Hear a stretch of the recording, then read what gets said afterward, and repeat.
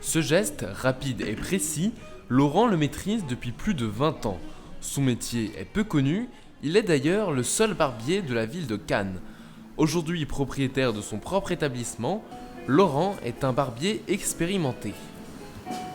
J'ai un petit peu navigué Paris, enfin, dans différents endroits, et en fait, comme dans tout l'artisanat, plus tu fais de places différentes, plus tu t'enrichis.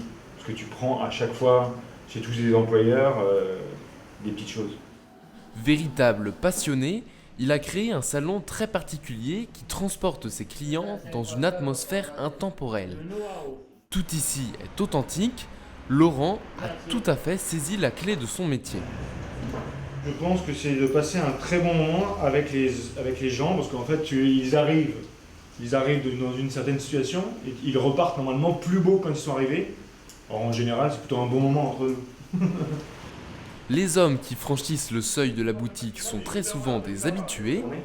Ils viennent pour se faire tailler la barbe, mais pas seulement. Non seulement c'est un gain de temps pour moi le matin, puisque je ne me rase plus, et en plus c'est un moment qui est relativement agréable parce que c'est un break dans la semaine de venir une demi-heure chez le barbier,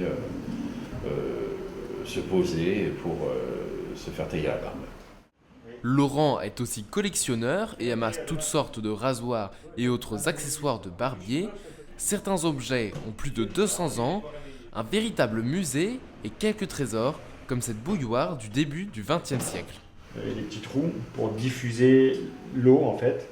Tu ouvres et tu fermes en faisant ça. Et ça te permettait d'avoir, c'est l'ancêtre du robinet à l'heure actuelle. En France, il n'existe plus de formation de barbier depuis 1992. Pourtant, la demande est bien là, la barbe revient à la mode. Ce vieux métier est promis à un bel avenir.